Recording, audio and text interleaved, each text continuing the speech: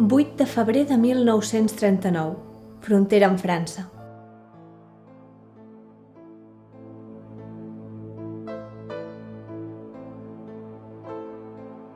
La neu cobreix el camí, les muntanyes, la vall, la terra tota. Una neu que ja és glaç. Així tot té una lluïssor mineral. Teranyines de boira estergeixen els contorns sota el cel vermell de la posta. Un cel de judici final. S'acabava un drama i en començava un altre.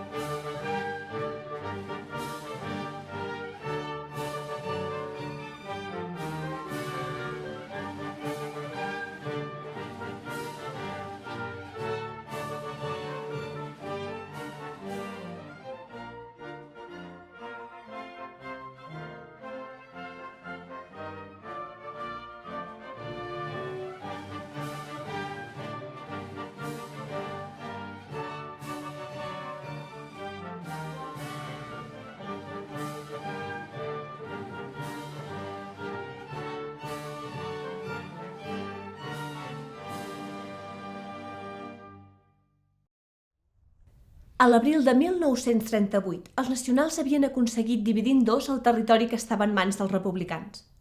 D'aquesta manera, Catalunya quedava aïllada de la resta del territori republicà. Les tropes nacionals havien començat a avançar cap a València. A Catalunya, la línia de front la marcaven els rius Segre i Noguera Pallaresa per la part nord-oest i el riu Ebre, al sud de Mequinensa. El 23 de desembre de 1938 va començar l'ofensiva final dels nacionals sobre Catalunya. A partir del 4 de gener el seu avanç es va tornar imparable. Les tropes republicanes es van veure obligades a anar reculant cap a la frontera, contenint les línies tant com podien per donar temps a la població perquè pogués passar cap a França. A finals de gener, publicacions favorables als nacionals ja parlaven a los nuevos camaradas de Catalunya, enaltint la figura del cabdill. Per altra banda, les publicacions republicanes es negaven a reconèixer l'avanç imparable de les tropes de Franco. Anunciaven que Catalunya no era tota l'Espanya lleial i que fins i tot a Catalunya encara era possible resistir.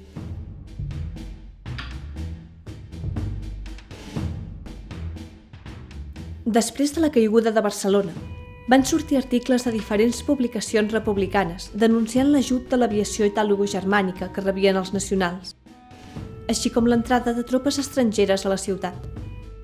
Els nacionals, per la seva banda, van anunciar que el capità de la legió del cos d'exèrcit marroquí havia pres possessió de l'Ajuntament.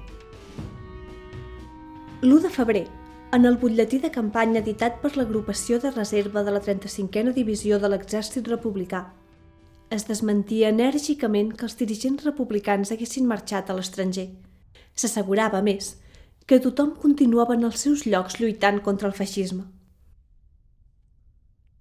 Pocs dies després, el 5 de febrer, el president de la República, Manuel Azaña, el president de la Generalitat de Catalunya, Lluís Companys, i el president del País Basc, José Aguirre, van passar la frontera cap a França pel pas de Coll-Lli.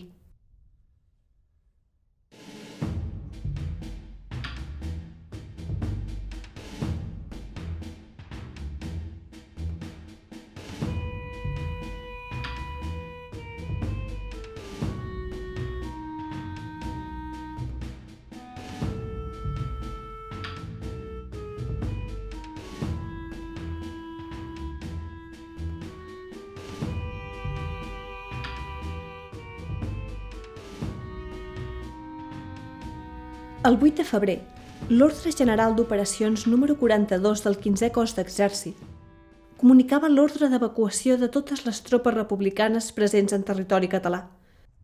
No obstant, el comunicat només mencionava els cossos d'exèrcit i divisions que es trobaven a la zona pròxima a la costa.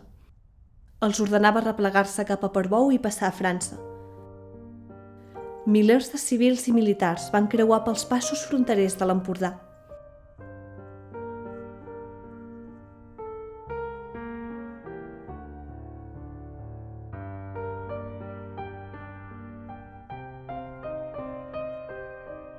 A Catalunya, quedava per tant una bossa republicana a la part nord del territori. Aquesta zona s'havia convertit en l'últim punt de concentració de civils, milicians, brigadistes i hospitals de campanya, abans de passar la frontera. Ja des de 1936 arribaven a aquest sector persones evacuades de les zones de guerra. En aquell moment, s'havien modificat els noms d'alguns pobles per eliminar aquells noms que estaven relacionats amb el santoral. Però per no generar confusions, faré servir els noms actuals dels pobles.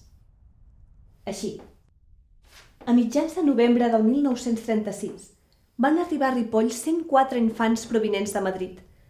Al desembre, a Ribes de Freser hi havia 201 nens i nenes refugiats. A principis de febrer de 1937, a la comarca del Ripollès van arribar 440 refugiats. D'aquests, 21 van anar a Sant Pau de Segúries, 57 a Camprodon i 22 a Molló. L'afluència de refugiats era constant.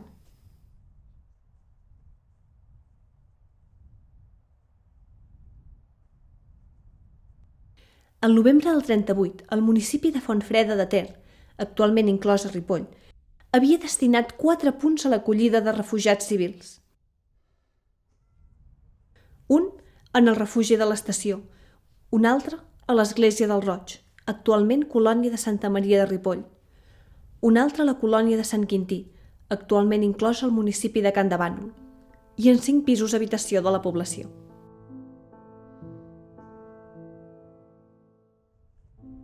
Com en molts altres punts, en començar la guerra s'havien militaritzat algunes de les fàbriques de l'actual Ripoll. La seu que la hispano-suïssa havia adquirit a Ripoll es va col·lectivitzar i va començar a produir motors per a l'aviació sota el nom de SAF número 9. La Casals Hermanos també es va col·lectivitzar i va començar a produir granades,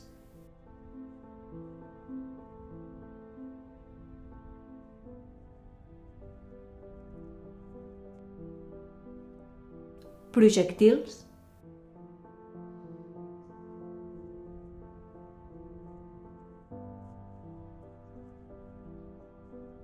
la Farga Palau va començar a produir rotllanes de forçament per a projectils.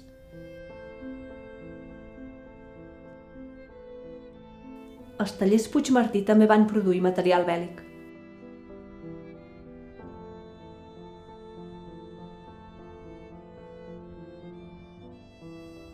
Ripoll va ser una de les poblacions pròximes a la frontera amb França, que es va veure sobrepassada per la gran quantitat de gent que hi va arribar fugint del front. Així,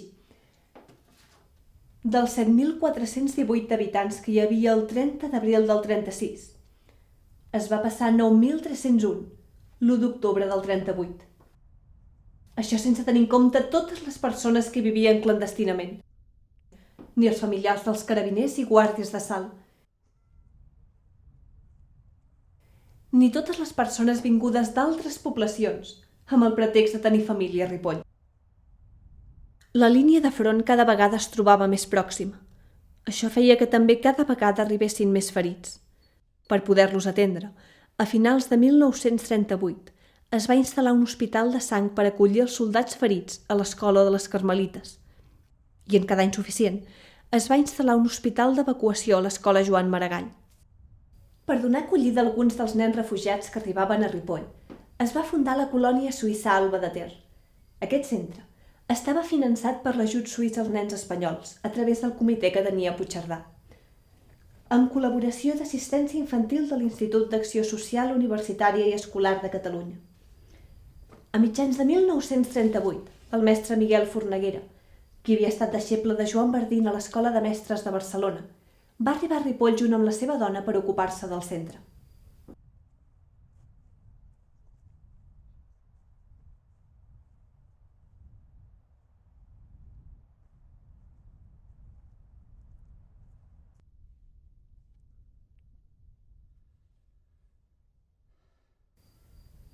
El 1931, en proclamar-se la Segona República, Miguel Forneguera es trobava a Colòmbia, país en el que vivia des de feia temps. No obstant, va decidir tornar a Espanya amb la seva dona i els seus fills, ja que pensava que amb la República s'impulsaria un nou sistema educatiu. Ell, a Colòmbia, formava part del Gimnasio Moderno, una escola en la que se seguia el lema d'educar abans que instruir. Forneguera creia en una societat amb universitats populars, amb cooperatives de producció en el camp i amb fàbriques on els obrers tinguessin poder de decisió.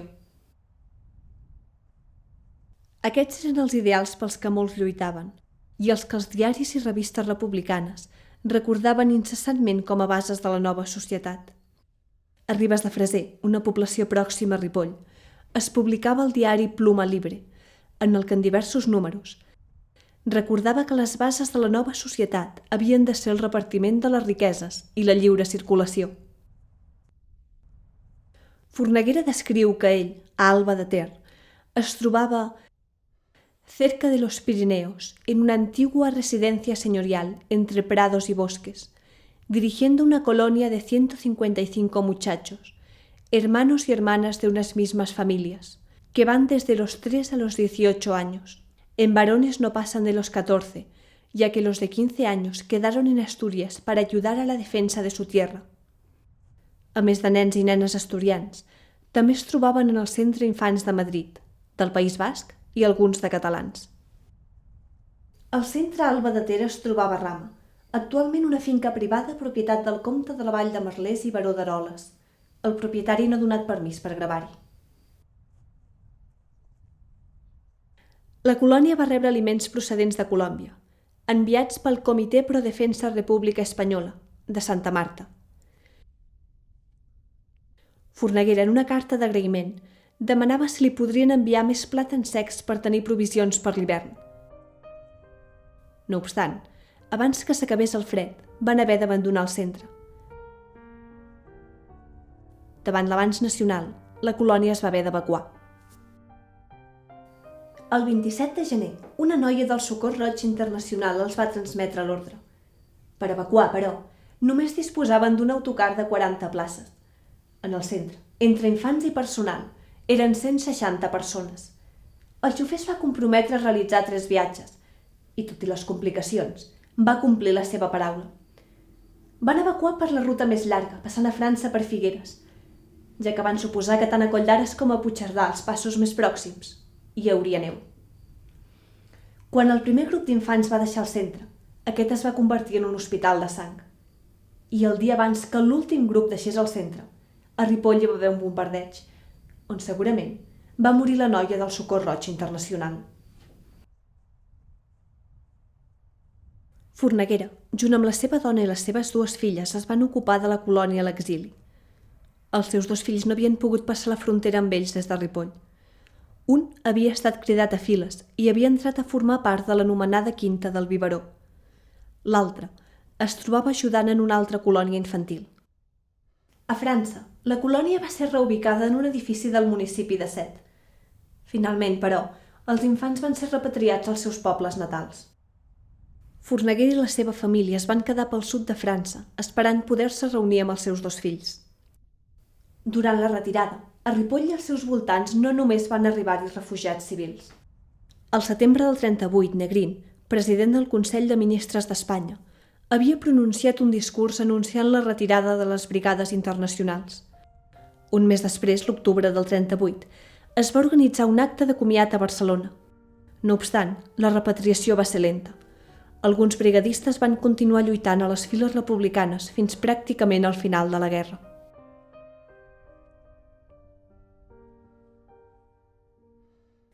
El 13 de gener de 1939, André Marty, membre del Partit Comunista francès i inspector general de les Brigades Internacionals, va escriure al coronel de l'exèrcit republicà don Antonio Cordón avisant-lo que el comissari delegat de guerra i inspector de les Brigades Internacionals, Luigi Longo, anomenat Gallo, li havia fet saber que en algunes brigades encara hi havia combatents estrangers. Aquest fet el preocupava per la mala propaganda que en podrien fer els nacionals.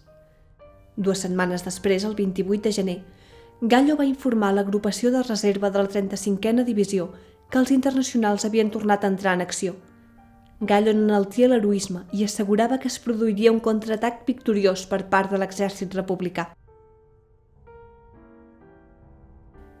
3 dies després, l'agrupació de reserva de la 35a Divisió proclamava el retorn dels internacionals, els que anomenava veteranos de 100 batalles, i assegurava que els nacionals temien aquest retorn.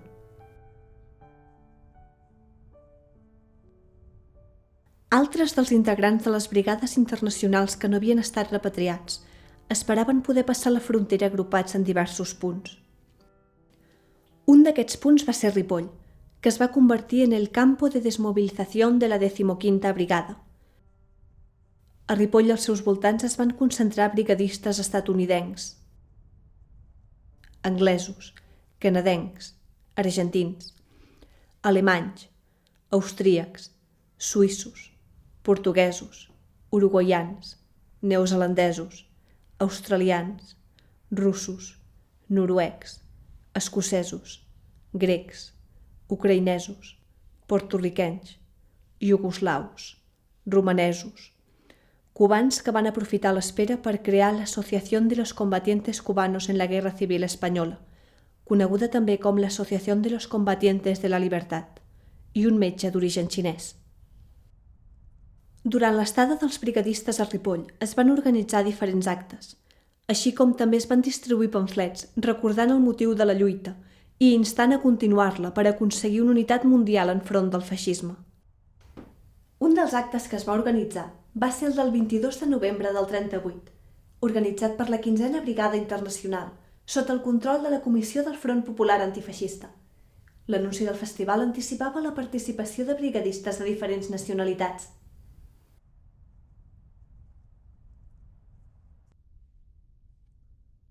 L'encarregat de l'organització va ser Archie Brown, brigadista nord-americà que havia ajudat a establir la base de Ripoll per als brigadistes que esperaven ser repatriats.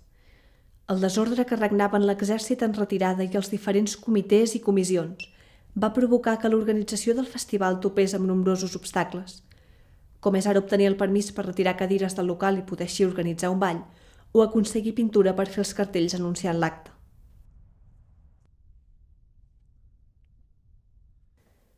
El mateix novembre del 38, a més, es va fer un acte commemoratiu pels 2 anys de la mort al front de Madrid de l'anarquista Bonaventura Durruti. Aquest acte va ser multitudinari, ja que a l'octubre del 36, quan el front encara semblava llunyà, havia mort el primer milicià procedent de Ripoll, un jove de 19 anys, integrant precisament de la columna Durruti. Aquesta mort va afectar el poble. L'Ajuntament va donar un nínxol del cementiri perquè se'l pogués enterrar allà, i el 24 d'octubre, Esquerra Republicana de Catalunya de Ripoll va proposar convertir l'excapella del cementiri en un panteó dedicat a aquest soldat. A més, al novembre de 1936, 25 ripollesos formaven part de la columna Durruti. Entre ells hi havia com a mínim 2 milicianes. Des de les publicacions anarquistes de la CNT-FAI de Ripoll, s'animava a construir una societat igualitària i lliure, on tots i totes tinguessin els mateixos drets i deures. Sovint, alguns grups de brigadistes anaven fins a la colònia infantil Alba de Ter. El mestre Forneguera els recordava en els seus escrits com uns idealistes als uns i com uns aventurers als altres, i afegia que cap era gent vulgar. A finals del 38, a més de l'acte oficial a Barcelona, a Ripoll com en altres poblacions, també es va dur a terme un acte de comiat a les brigades internacionals, organitzat per la Comissió Popular per a homenatge a les brigades internacionals. L'acte es va desenvolupar a diferents punts de la vila. A la plaça del 27 de maig hi va haver música a càrrec de la banda de música dels carrabiners, així com també va ser el punt de sortida d'una desfilada. Més tard, els internacionals es van acomiadar dels nens del poble en el cine Comtal. Hi va haver un partit al camp de futbol i sessió de cine altra vegada en el Comtal. També a finals del 38, la Comissió Popular de Ayuda a Todos los Frentes, en col·laboració amb el Front Popular Antifeixista de Ripoll, van organitzar un altre acte de comiat per als brigadistes, en el Teatre Comtal amb música i diferents espectacles. Pràcticament tots els brigadistes van poder deixar Ripoll al desembre del 38. Els integrants de la brigada Abraham Lincoln van poder passar la frontera en tren via Puigcerdà el dia 2 de desembre.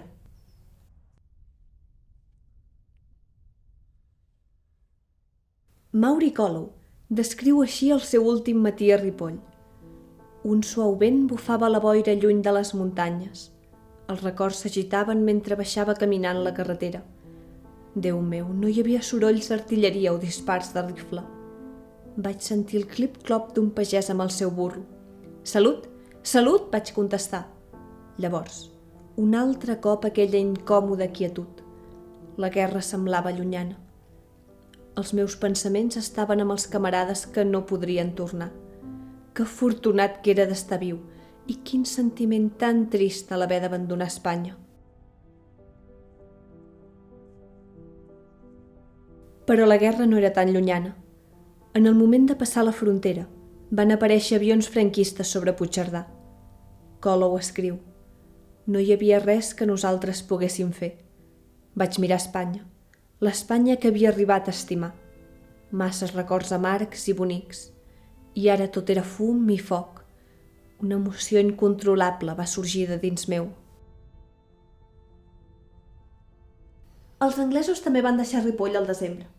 Després de ser interrogats per membres de la comissió encarregada del control de l'evacuació, van obtenir un permís per creuar França. Aquest permís estava signat a Barcelona per la Comissió Espanyola per la Retirada de Soldats Estrangers.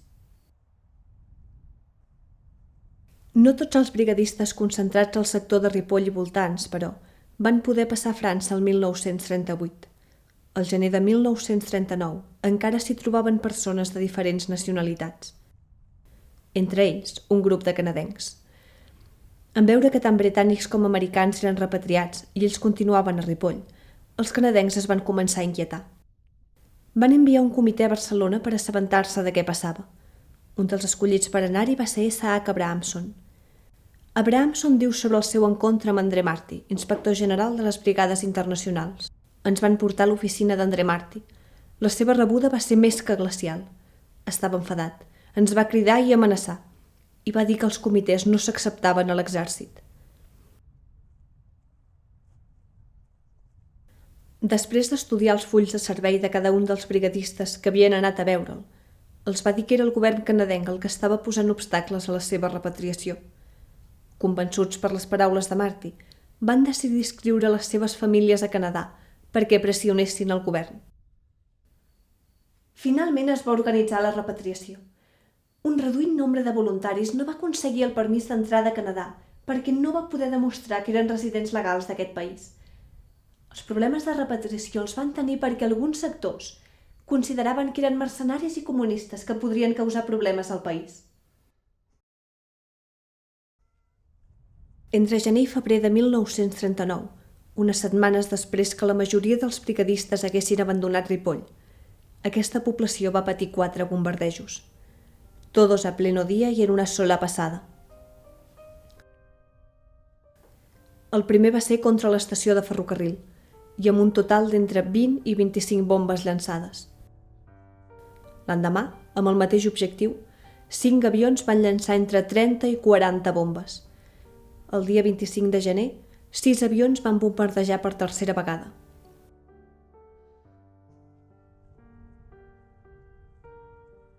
El 5 de febrer es va produir l'últim bombardeig. 6 avions van llançar unes 50 bombes. Una d'elles va tocar un camió carregat de trilita, estacionat davant les cases números 20 i 22 del passeig de Regull, provocant una forta explosió. Del camió tan sols en va quedar un fragment de llanta recargolada, que encara avui es pot veure en el Museu Etnogràfic de Ripoll. Les cases números 20 i 22 van quedar totalmente desaparecidas.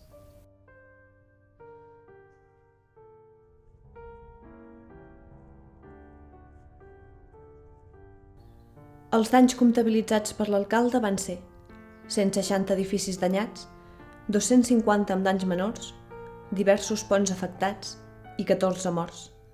Per altra banda, segons l'informe de Josep Riera, es difícil precisar el número de muertos y heridos. Se sabe, sin embargo, ciertamente que hubo muertos 3 mujeres, 2 niños y 12 o 13 militares. Se supone que el número de bajas militares es bastante mayor, pues en uno de los bombardeos quedó muy destruido el edificio de las escuelas nacionales, que tenían habilitado como hospital, al igual que el edificio del casino, también completamente destruïdo. L'edifici del casino havia allotjat a brigadistes internacionals. L'avanç nacional va provocar que la població i els soldats republicans anessin pujant cap a la frontera. El mestre Forneguera recorda en el seu llibre Fugida com van viure des de la colònia Alba de Ter al pas dels refugiats. Primer civils, dones, vells i infants a peu o amb carretes.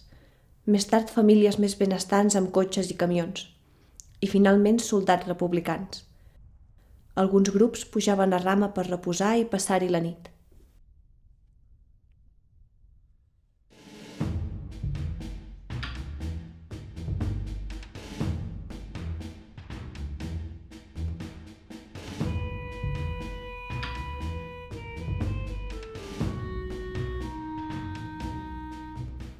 El 9 de febrer els nacionals van ocupar Ripoll i Sant Joan de les Abadesses.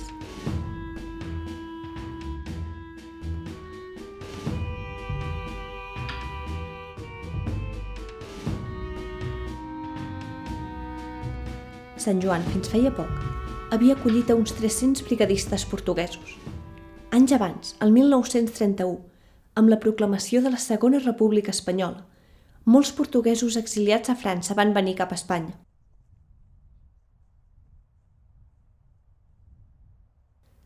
Aquí van crear grups de resistència contra la dictadura de Salazar a Portugal. Un dels moviments va ser l'anomenat Grup dels Budes, format per Jaime Cortesao, Jaime de Moraes i Alberto Moura Pinto. Aquest grup, en contacte amb el president espanyol Manuel Azaña, pretenia aconseguir armes d'Espanya per fer caure Salazar. Amb l'inici de la Guerra Civil, Cortesao, junt amb altres portuguesos de la resistència, es va unir al bàndol republicà. Sense abandonar la idea de derrocar el dictador Salazar, Jaime de Moraes i Jaime Cortesao van ser dels que van projectar el Plan Lusitània, anomenat també Plan L. Aquest pla consistia en un desembarcament simultani en 3 punts de la costa portuguesa, alhora que s'havia d'efectuar una ofensiva terrestre. Amb aquesta idea, van agrupar diversos brigadistes portuguesos en 2 punts. Un d'ells va ser Sant Joan de les Abadesses, on havien de quedar-se esperant ordres. L'avanç nacional, no obstant, va impedir prosseguir amb el pla. A mitjans de gener de 1939, Jaime de Moraes i Jaime Cortesao van arribar a Sant Joan de les Abadesses juntament amb les seves famílies. Allà es van assabentar de la caiguda de Barcelona i van decidir continuar direcció a Camprodon, camí de França. Al mateix Sant Joan s'hi trobava també Ignacio Anta, qui tenia sota la seva responsabilitat els demés brigadistes portuguesos acantonats en aquesta vila. Anta pertanyia al grup de Cortesao i estava, per tant, al corrent del Pla L. No tots els portuguesos, però, estaven conformes amb aquest pla. Al desembre del 38, un dels acantonats a la vila va escriure una carta a André Martí, informant-lo que alguns oficials portuguesos, d'acord amb altres oficials espanyols, volien formar una unitat militar per combatre Portugal. El brigadista feia saber a Martí que, tot i que estaven disposats a tota acció concreta i real per la llibertat del seu poble, ell i altres brigadistes no estaven d'acord en embarcar-se en una aventura d'ambició personal o de partit.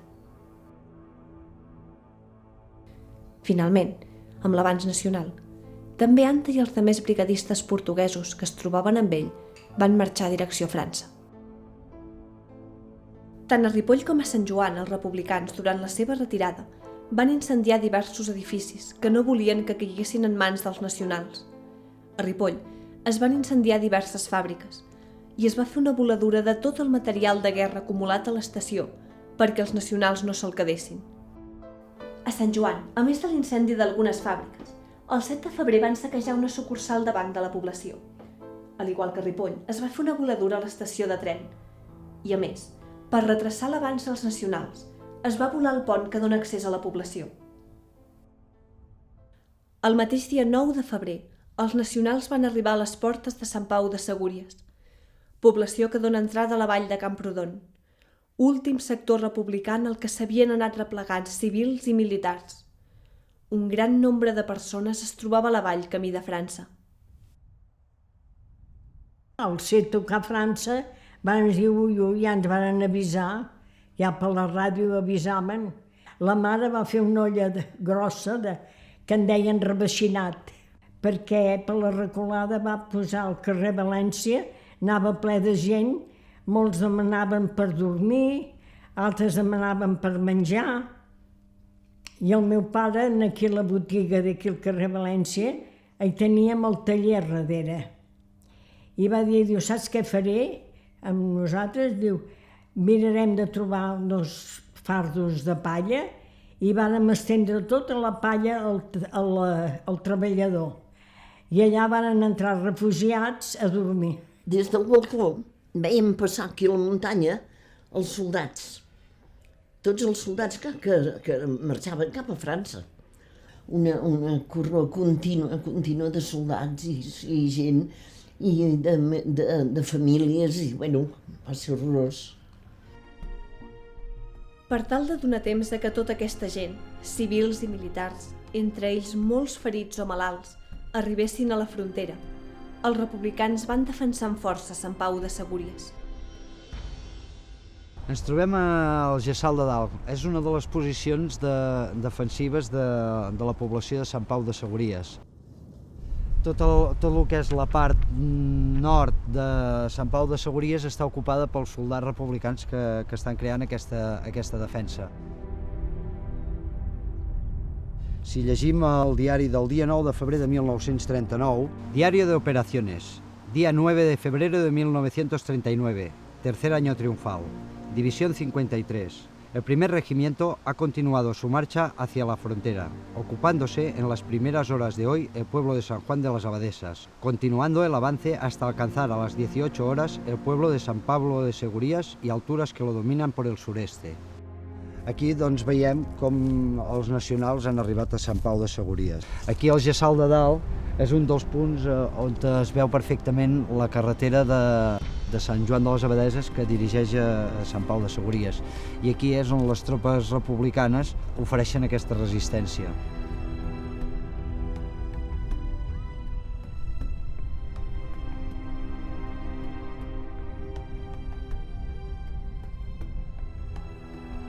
Si ens fixem en el diari d'operacions del dia 10 de febrer de 1939, comenta que la Divisió 53, el primer regimiento ha continuado limpiando de enemigos la zona del Alto Ter, en la que ofrece alguna resistencia para dar tiempo a la evacuación de sus últimos elementos, observándose el paso de algunas facciones importantes de tropas a la altura del kilómetro 19 de la carretera de Camprodon. Se alcanzó las líneas cotas 1161, 1156, 1170 i 1202 Puig Parrús, quilòmetre 18.300 de la carretera de Camprodon, cota 1029. Totes aquestes cotes que ens comenta aquí en el diari d'operacions són aquestes cotes que havien estat posicionades prèviament als republicans oferint aquesta resistència. Després d'aquest dia de combat entre els republicans i els nacionals aconsegueixen fer-se amb totes aquestes cotes, dominar les parts altes de les muntanyes i així es poder intentar entrar a lo que és a la població de Sant Pau de Segúries. Si contrastem la informació del diari dels nacionals amb la Vanguardia del dia 11 de febrer, que comenta el parte d'operacions del dia 10 de febrer, veurem que hi ha una diferència molt gran entre la informació real i la informació que ens donen els diaris. Així, el diari del dia 11 de febrer ens diu: el avance del parte de operaciones correspondientes al día de hoy, 10 de febrero de 1939, tercer año triunfal. Nuestras tropas continúan sin descanso la liberación de la pequeña parte de Cataluña próxima a la frontera francesa que aún no ha sido rescatada por los soldados españoles. Durante la noche pasada fue ocupado Camprodon, de gran importancia militar, y el día de hoy se ha llevado a cabo la ocupación de Planas, Planolas y otros pueblos y posiciones próximos a Tosas. También ha sido alcanzada la frontera en otro punto importante con la ocupación de la ciudad de Puigcerdà. El enorme desastre de las tropas rojas sigue acusándose en todas las carreteras y caminos donde se encuentran abandonadas grandes cantidades de armas, municiones, efectos y material de toda clase, imposible de detallar por su número y diversidad. Veiem la diferència entre el que és el parte d'operacions dels nacionals i el diari.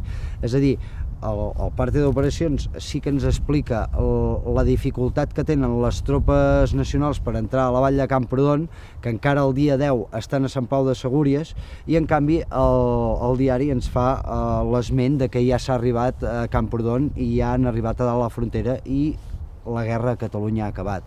Això, evidentment, no és veritat. A partir d'aquest sector on ja comencen les tropes republicanes a agafar el camí direcció Camprodon. Des d'aquest punt és des d'on han fet molta de la resistència. El propi diari del dia 11 de febrer de 1939 ens comenta que la Divisió 53, durante el día de hoy, las fuerzas del primer regimiento lograron ocupar el pueblo de San Pau de Segúries y alturas que lo dominan por el norte, llegando hasta el kilómetro 22 de la carretera de Camprodon. Un tabor de tiradores de IFNI de la División 54, agregado al regimiento que opera, alcanzó el vértice del Pau. La progresión se efectúa lentamente por la resistencia que ofrece el enemigo, que protege la retirada de grandes núcleos, y por las dificultades del terreno.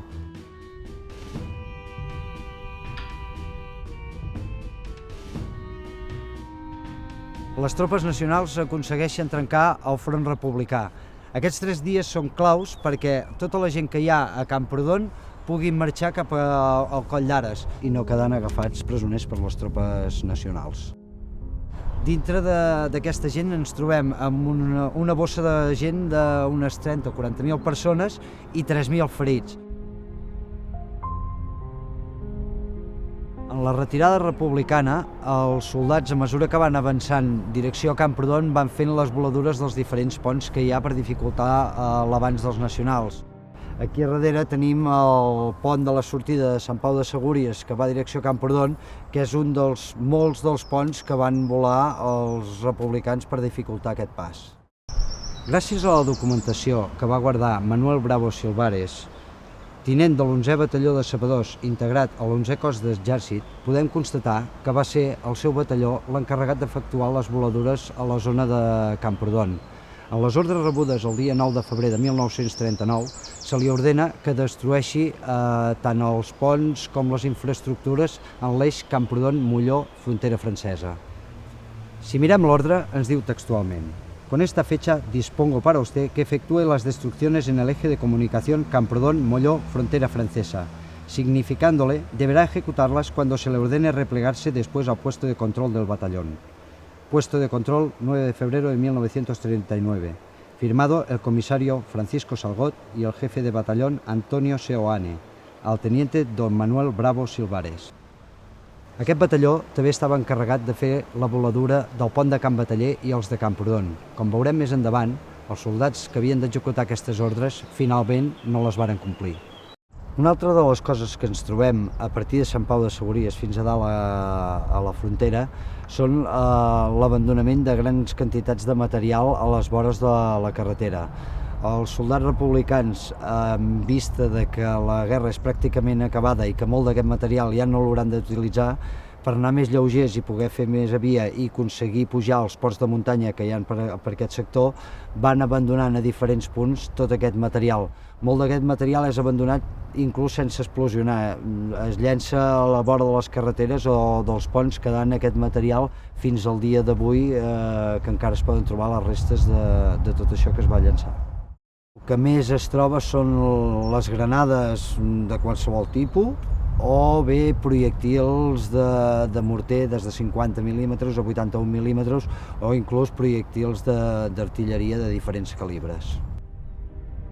El dia 11 de febrer de 1939, els soldats republicans, en arribar a la colònia Estabanell, un dels soldats rep l'ordre d'efectuar la voladura del pont de la casa de Can Bataller, al costat de la casa de Can Bataller. Aquest soldat comença a posar les càrregues de dinamita sota el pont i en aquell moment surt la propietària de la finca indicant-li que, si us plau, no efectuï aquesta voladura perquè amb la voladura del pont, evidentment, causarà danys a la casa de la seva propietat. Aquest soldat, en un acte de bona fe, retira totes les càrregues de sota el pont i les emplaça a uns 150 metres de la casa per no provocar-li danys. El soldat, un cop ha efectuat la voladura, a l'arribar a l'entrada de Camprodon, on hi ha el seu comandament que li ha donat les ordres, és executat per no haver complert aquestes ordres. Quan jo era petit, la meva àvia m'explicava que quan baixava de la Serra de Cavallera, a l'arribar a l'entrada de Camprodon, veia els peus d'un soldat que estava mal enterrat just a l'entrada de Camprodon. Segurament aquest soldat va ser el que no va arribar a efectuar la voladura del pont de la colònia Estabanell.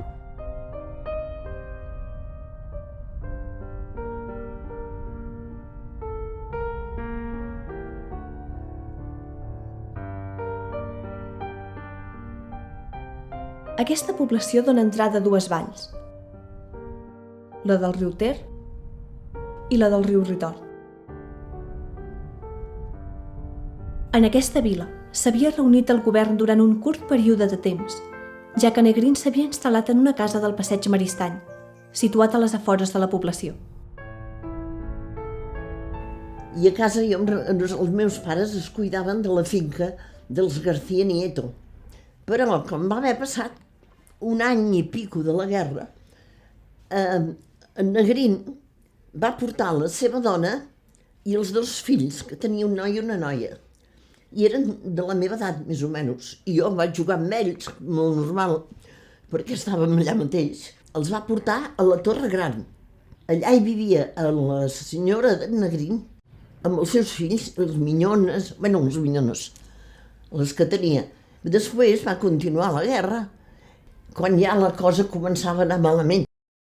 I llavors va ser quan va venir en Negrín. En Negrín va venir amb el seu sèquit, o sigui que els carabiners, i varen agafar tot el passeig Maristany, tot, per tot el seu sèquit. I esclar, com que va venir a la torre de casa, llavors va ser quan un dia al dematí van portar un camió i ens van treure tots els mobles, i ens ho van treure tot i ens va fer fora. Sense pensar on podíem anar a viure. Tenia un gos molt maco, que era un ramader belga, que era negre. Però com va venir Negrín, esclar, jo me'l vaig endur el gos. Però aquell gos, com que estava acostumat a estar allà, va tornar a marxar. I els carabiners em van deixar entrar així, I va sortir, és l'única vegada a la meva vida que he vist en Negrín. Va sortir, era un senyor que anava tot vestit de negre amb un sombrero, i em va dir, mira, si vuelve a venir el perro, no sé si m'ho va dir en castellà o en català, m'és igual, em va dir, si aquest gos torna a venir te'l matarem. I jo, era com si fos el meu germà. Li vaig dir, no tingui por que no vindrà pas més. Ja el vaig lligar sempre més, no va marxar mai més, no. Ell sempre més el vaig tenir aquí a casa. A Camprodon s'havien improvisat hospitals per acollir a tots els ferits i malalts que arribaven d'altres hospitals, evacuats degut l'abans del front. I des d'aquí, d'aquest balcó, veiem passar els camions dels ferits que els portaven aquí a l'hotel Rigat. I a dalt de tot hi havia com un hospital. Hi havia molts ferits, I anàvem allà i una infermera molt trempada d'aquí a Camprodon va dir, en vez d'estar-nos aquí a jugar, entreu aquí a fer companyia a aquests nois. Nosaltres a aquesta edat també n'hi havia poder joves com ells. Tots ploraven, tots. Ferits, n'hi havia que anaven embenats, un quadre, I una cadira tocava l'altra, I un va dir, diu, Teresa, amb aquella noia, et demano una cosa, que no m'enterris a terra. Ell va veure que tenia que morir. I sí, va morir a Camprodon. I la Teresa el va posar en un nínxol de casa seva. Varen portar 50 n'hi havia, Eren nens i nenes, i els van ficar en aquesta torre que t'explico, que se'n deia Can Fradera. I allà hi havia nens i nenes, jo hi anava a jugar, i en el passeig Maristany jugàvem tots. I llavors, quan va venir això de Negrín, i els van agafar, se'ls van endur, ja no, mai més en vam saber res. Durant la retirada, Camprodon va ser la darrera població que els republicans van defensar. Diari d'operacions del dia 12 de febrer de 1939. División 53. El primer regimiento prosiguió la limpieza del Alto Ter, ocupando, después de vencer la resistencia enemiga, el pueblo de Camprodón y alturas que lo dominan. El enemigo, en su retirada, ha efectuado numerosas voladuras en la carretera, contándose por centenares los vehículos que a lo largo de la misma aparecen quemados. Tal com ens indica el diari d'operacions del dia 12, és aquest dia 12 el dia dels combats a Camprodon.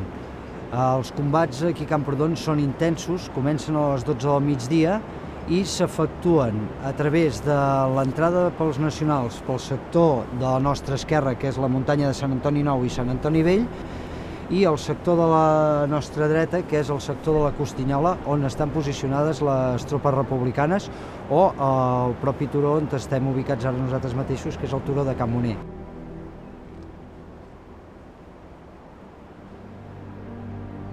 Des d'aquests punts de Can Moner de la Costinyola defensen els republicans i l'entrada dels nacionals, com dèiem, era el sector de Sant Antoni. Les tropes nacionals ubiquen les bateries d'artilleria a l'alçada de la colònia d'Estabanell en direcció a la Costinyola, que és on estan posicionades les ametralladores.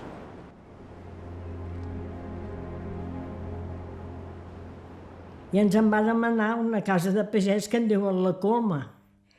Però vàrem anar posant-nos al foc perquè els nacionals van entrar per aquí, per Sant Antoni. I nosaltres érem a la Coma. I els nacionals varen veure moviment a la casa de pagès i tiraven.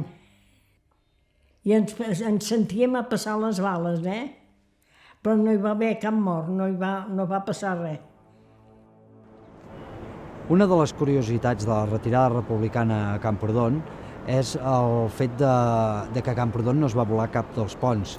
Camprodon és un poble on hi passen dos rius, el riu Ritort i el riu Ter, i això fa que tingui molts ponts creuant de banda a banda del poble. Aleshores, els soldats republicans van prendre la decisió de fer la voladura ja no només dels diferents ponts, sinó de tota la població de Camprodon. El que va fer que tota la gent que vivia a Camprodon es desplacés als diferents masos a les afores del poble. Finalment, per sort, el soldat que estava encarregat de fer aquesta voladura va prendre la decisió de no efectuar-la i d'aquesta manera Camprodon no va ser volat durant els dies de la retirada.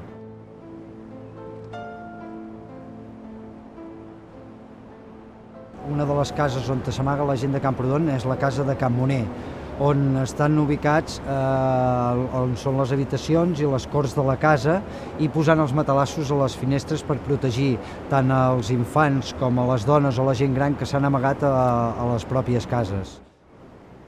Els 2 últims dies de la guerra, que nosaltres vam marxar del pis i ens vam anar a la casa de pagès, d'aquí davant. I ens vam estar 2 dies a Can Moner, dormint a l'herba. Tot i que els nacionals fan servir l'artilleria, estan assabentats que les cases que hi ha a les proximitats de Camprodon estan plenes de civils. Aleshores, no disparen directament els canons d'artilleria contra les cases, però sí que ho fan en les proximitats, que és on els republicans han muntat les ametralladores fent servir una mica les cases com d'escuts, i d'aquesta manera es protegeixen una mica dels trets de l'artilleria.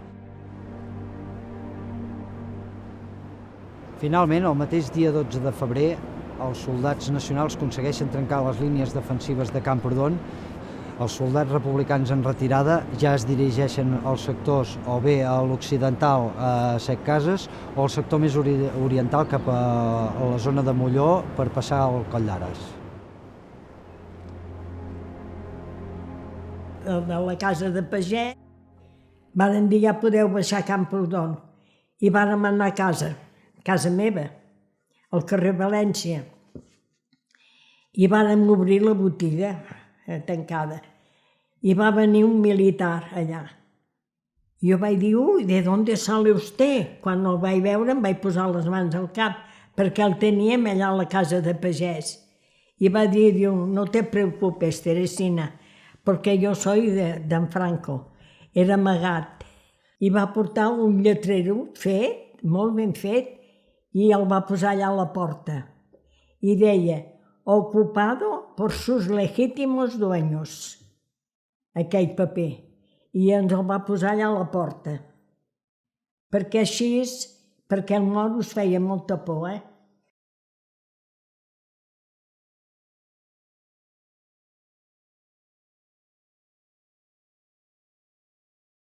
Allò va ser que els que érem joves, els pares patien molt, perquè eren fieres, i desvallijar cases, i em vaig tancar a casa, no jo, moltes noies joves, Allò va ser el més dolent que hi va haver,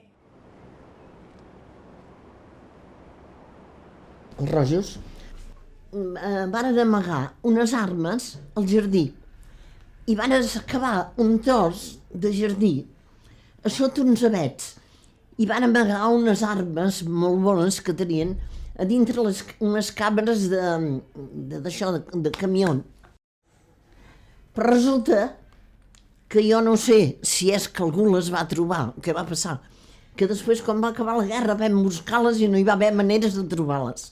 I el jardí, quan van marxar, era ple de bombes de mà, d'aquelles que eren com una pinya, que hi havia una anella, que n'hi havia que ja tenien l'anella fora.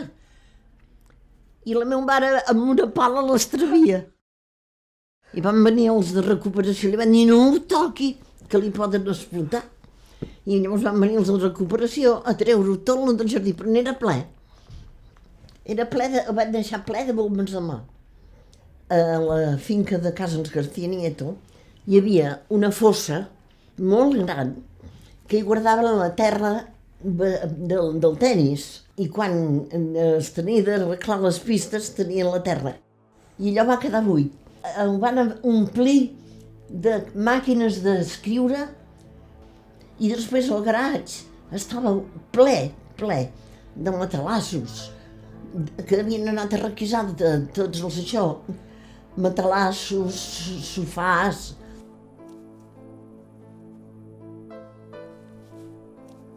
Tal com hem indicat anteriorment, des de Sant Pau de Segúries fins al sector de dalt a Coll d'Ares es troben restes de tot el material que van abandonar els soldats republicans a la seva fugida a França.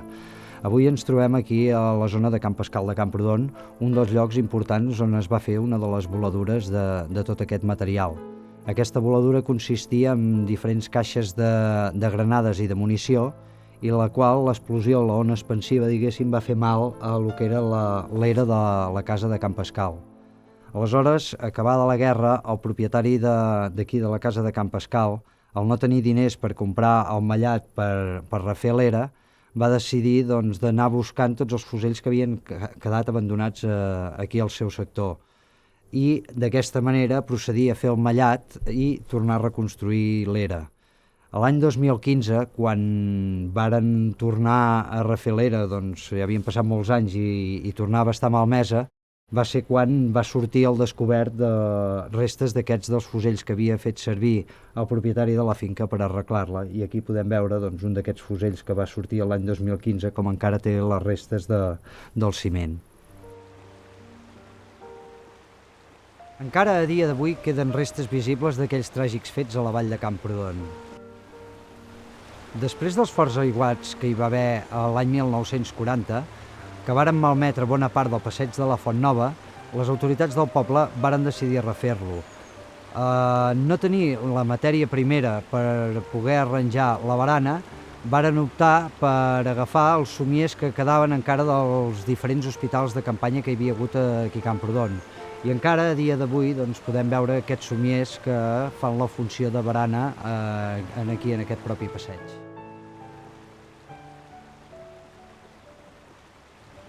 Una altra de les restes visibles és un dels arbres de la plaça Santa Maria. Durant els dies de retirada es varen acumular vehicles i molt de material divers a la plaça. Un dels vehicles va ser cremat mentre la gent fugia a la frontera. Els danys que va provocar l'incendi del vehicle encara són visibles al tronc de l'arbre. La darrera resta que es pot apreciar és l'antic cartell de les milícies antifeixistes de Camprodon, que estava ubicat a la plaça de la Vila i on encara se'n veuen les restes. El Comitè de Milícies Antifeixistes de Camprodon s'havia fundat el 23 de juliol de 1936.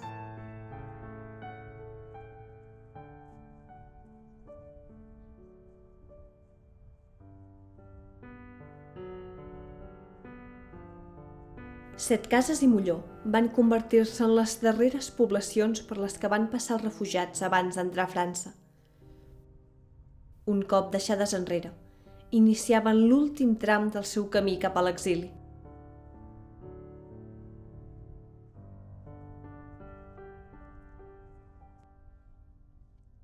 Sembla que durant la guerra, l'església de Sant Sebastià de Molló havia estat la seu del Comitè de Milícies Antifeixistes de la població. A la seva façana, on avui en dia es pot veure un repicat, hi havia escrites les sigles de diferents sindicats i el que sembla dir Comité Reservas Frente Popular.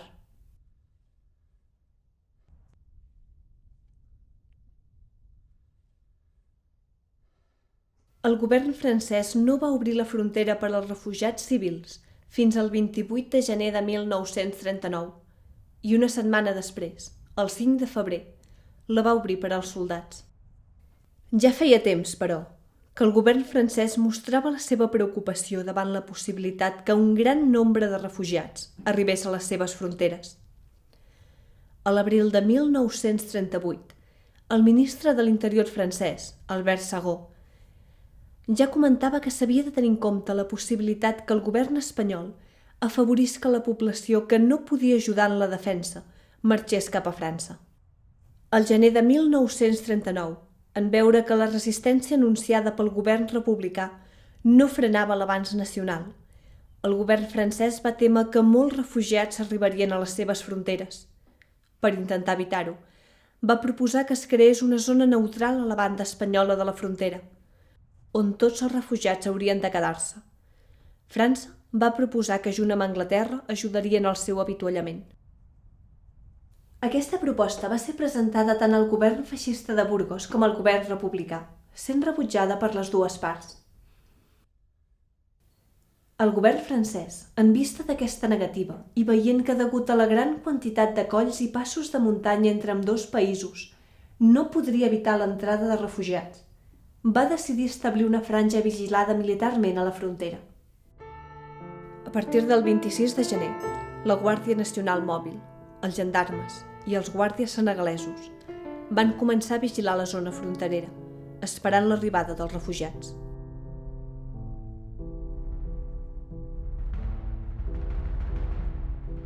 Ens trobem a Coll-d'Ares. Aquest va ser un dels darrers passos utilitzats tant per civils com per militars per creuar la frontera cap a França. Podríem dir que també de la vall de Camprodon va ser el pas principal per creuar la frontera. Doncs la resta de passos eren passos de muntanya que només s'accedia a la frontera a través de corriols, però al pas del Coll-d'Ares, al tenir la carretera, podien arribar fins aquí dalt amb els vehicles. El gran problema que van tenir tota aquesta gent que venien en vehicles fins aquí dalt al Coll-d'Ares va ser que a la part francesa la carretera no continuava. Aquesta carretera havia començat les obres abans d'esclatar la Guerra Civil i un cop esclatada la Guerra Civil les autoritats franceses van decidir de paralitzar les obres en espera de veure com acabaria tot el conflicte militar espanyol. Aleshores, aquesta gent que arribava aquí dalt al Coll-d'Ares el que feien era tirar tots els vehicles i tot el material que portaven amb ells a baix de les cunetes i els barrancs que hi ha aquí al Coll-d'Ares. La imatge que va quedar de tot aquest material abandonat aquí a dalt al coll era una imatge evidentment dantesca de tot de coses abandonades dels civils, tant com material bèl·lic de pistoles, fusells i bombes de mà, les quals, doncs, moltes d'aquestes bombes de mà estaven tirades, havien creat, diguéssim, una mena com de polvorins on tots els militars ajuntaven les caixes de la munició i de les bombes per fer-les esclatar perquè els nacionals, quan arribessin aquí al coll, no poguessin aprofitar tot aquest material, així com els fusells també els destruïen abans de llançar-los a les cunetes de la carretera. El tinent Bravo comenta en la seva biografia, escrita per Víctor Manuel Santidrián, que degut a la tasca encomanada va ser dels darrers soldats en creuar la frontera. Complint les ordres rebudes, aquest batalló va ser l'encarregat de destruir el material que hi havia a Coll-d'Ares. Había que volar coches nuevos, camiones. Todo aquello hubo que tirarlo ardiendo por una montaña o volarlo metiéndole bombas. Nuestro grupo se quedó para hacer volar todo aquello que había en la frontera. Había que hacerlos volar para que no sirviera para Franco. Aquí també podem veure, doncs, segons el diari d'operacions dels nacionals, el dia 13 de febrer, què és el que succeeix al Coll d'Ares. Diario de Operaciones, día 13 de febrero de 1939, tercer año triunfal. En el día de hoy ha quedado establecido el servicio de vigilancia en el puesto fronterizo de Coll d'Ares sobre la carretera de España a Prats de Molló. El enemigo, en su ida, ha destruido e incendiado cientos de camiones, muebles y efectos diversos y ha sacrificado innumerables caballos, mulos y ganado lanar que no pudo llevarse consigo. En Vilallonga de Ter ha dejado un hospital con 40 heridos rojos, 2 médicos, personal auxiliar y mucho material y medicamentos. En Camprodón ha dejado 2 hospitales sin personal pero con mucho material. Desde la frontera han visto nuestras fuerzas una formación en territorio francés como de 8 batallones rojos que eran revisados por su jefe a caballo. División 53.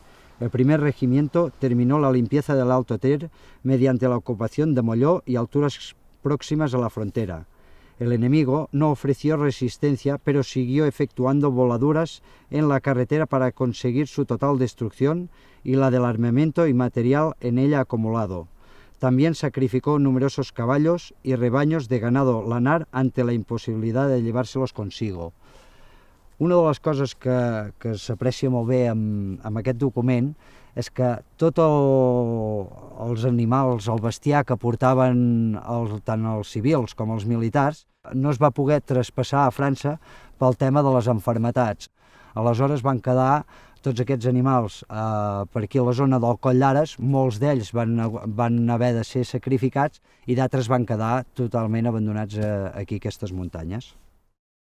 Dintre del que és tot aquest material abandonat aquí a la vall de Camprodon, que s'ha anat recollint els darrers 30 anys, es poden trobar molt de material diferent, tant d'ús civil com militar, i tot aquest material va quedar abandonat aquí a la vall de Camprodon.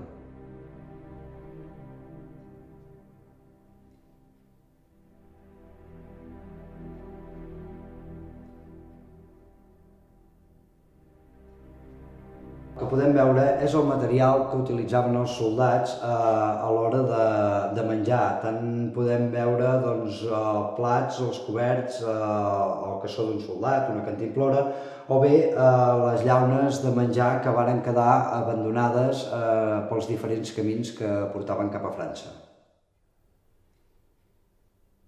Com havíem comentat, hi ha no només el tema militar, sinó que s'observa diferents manetes i tanques de maletes d'ús civil que van quedar abandonades pels passos de frontera. Sobretot aquestes tanques de maleta o aquestes manetes de maleta que s'han anat trobant ens donen a entendre la dificultat del camí que van tenir aquests civils a l'hora de creuar la frontera i que tot el material que ells portaven per marxar a un altre país finalment va quedar abandonat per aquestes muntanyes de difícil accés, amb uns passos d'uns 1.500 metres sobre el nivell del mar, i que feien que aquesta gent acabessin abandonant tot el que portaven sobre seu per aconseguir arribar a la primera població francesa. Dintre de la diversitat de material abandonat aquí a la vall de Camprodon, el que també podem observar són els estris de dentista que varen quedar abandonats en un dels camins de la retirada.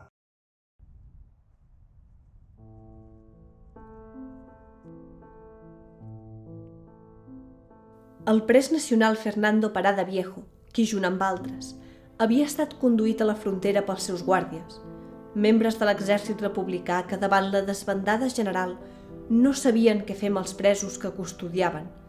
Descriu així una nit a la frontera. Hay grupos de sombras. Las sombras pasan de una hoguera a otra. Todo el monte y toda la pradera son sombras humanas alrededor de una hoguera.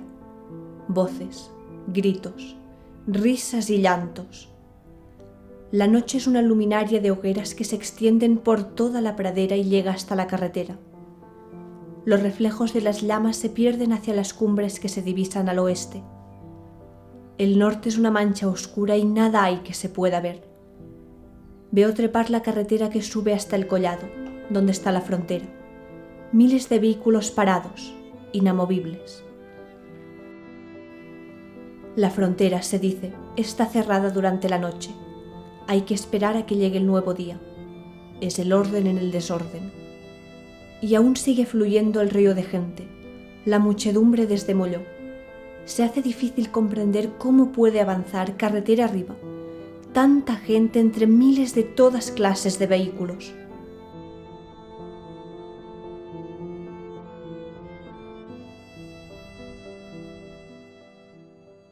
La Maria era molt amiga dels meus avis, és molt amiga dels meus avis.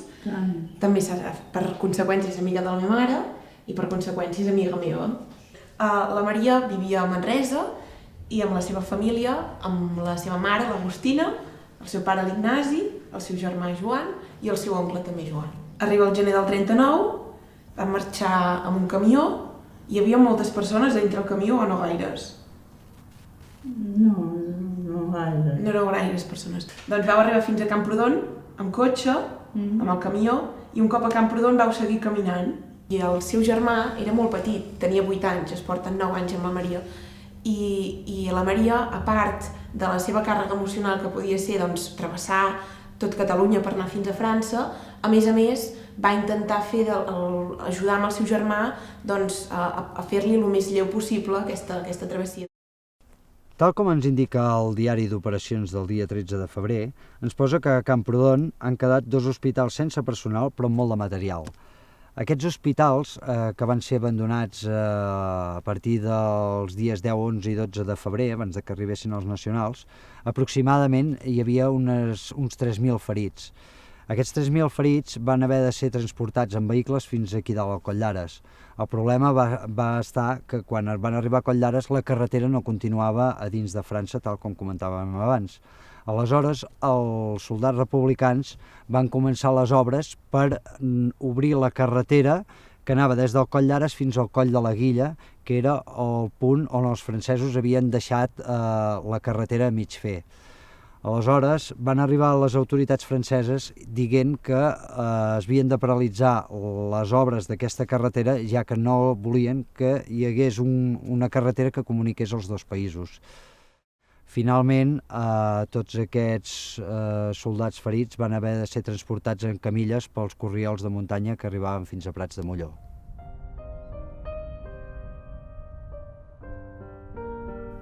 Per aquest coll també van passar el periodista Artur Blader de Zumbila i el metge Jaume Pi i Sunyer.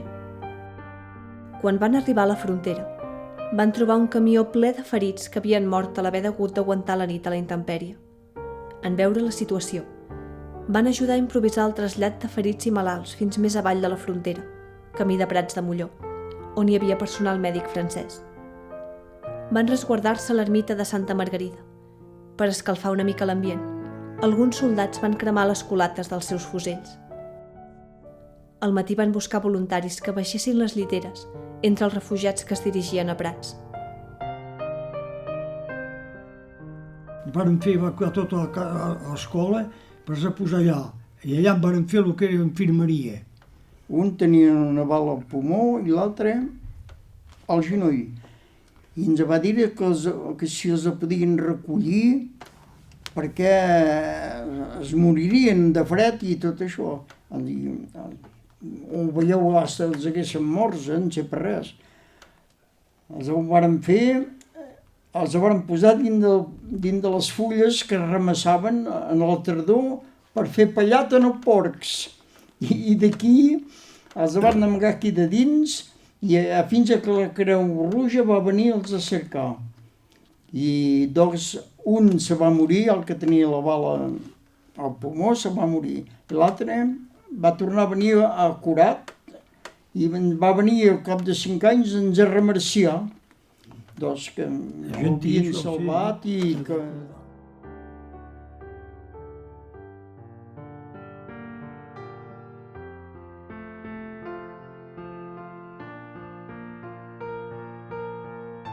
Ens trobem al sector del Pla de l'Espinàs. Aquest punt va ser on es varen baixar els ferits des de dalt a Coll d'Ares per fer-los les cures necessàries a fi de poder agafar el camí que baixava des de la zona del Coll d'Ares fins a la població de Prats de Molló.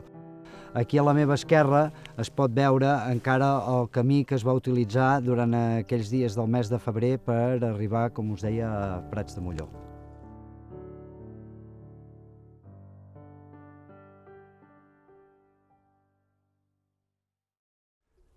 Tenim el coneixement, per la memòria oral de la gent de Prats de Molló, que alguns d'aquests ferits que no van sobreviure estan enterrats encara a dia d'avui aquí a la zona del Pla de l'Espinàs. Dins de les castanyedes que hi havia a l'època, havien atrapat, disant, un braç, una cama, en fi, bon, jo no ho he pas vist, això, ho havia sentit a dir. Com entraven, un se moria, què fer? Que deixem-lo aquí en vitessa, coguem-lo, què volies fer? El portuguès Jaime Cortesao també es va unir a la gran massa de gent que avançava cap a la frontera. Va sortir de Molló en un grup on també hi anava el seu compatriota Jaime de Moraes, els dos acompanyats de les seves famílies. El fred i la neu van fer que s'haguessin d'aturar en una masia abans d'arribar a Coll d'Ares, on van ser acollits junt amb altres refugiats. Van passar la frontera amb una carreta on portaven les seves pertinences.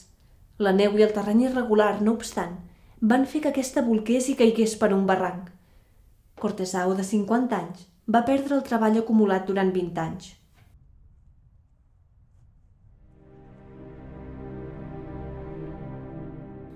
El pas més oriental de la zona va ser el de Coll de Malrem. Aquest va ser utilitzat pels refugiats que venien de la comarca veïna, la Garrotxa. Els que hi van passar venien de recórrer un llarg trajecte passant per les poblacions d'Olot, Oix, Paget i algun Rocabruna. Joan Ardèvol ho recorda. Passat el collat de Malrem i creient-nos suficientment allunyats del nostre país, vam parar per descansar i dormir. Feia un fred glacial. A més, començava a nevar. Les mantes estaven xopes. Hi havia una majoria de nens, dones, homes grans i ferits. Els homes mobilitzats lliuraven combat per salvar Barcelona. Quan va parar de nevar, ens vam posar lentament en marxa. A mitja baixada, la gent de la Maner, el primer poblet francès, ens va venir a rebre. Portaven mantes seques i van ajudar els més mancats a seguir fins a les seves cases. Un cop allà, ens van donar sopa calenta. Ens van escalfar el cos i el cor. Ens trobem a Coll Pregón. Aquest va ser el darrer punt utilitzat pels soldats republicans per travessar la frontera a França. A part del Coll Pregón, també en aquesta vall hi ha diferents passos de frontera per travessar cap a França. En l'apartat més occidental ens trobem a la zona del Costa Bona, que també va ser utilitzada pels soldats per passar la frontera en passos de 2.000 metres aproximadament sobre el nivell del mar.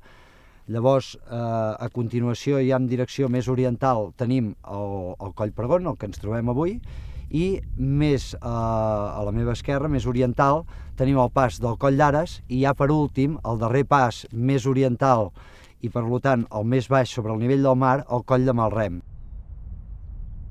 Els soldats feien servir la via que sortia des de Molló passant per Espinavell i llavors ja ascendint fins al propi coll que ens trobem avui, que està aproximadament a uns 1.500 metres sobre el nivell del mar. No només ha estat un pas utilitzat durant la Guerra Civil, sinó que és un pas amb molta història, ja que des de l'antiguitat s'ha fet servir per la gent de la Vall de Camprodon per travessar la frontera cap a França. També va estar utilitzat, evidentment, per les tropes franceses per arribar a la zona catalana i des d'aquest punt doncs, accedien a lo que era la Vall de Camprodon.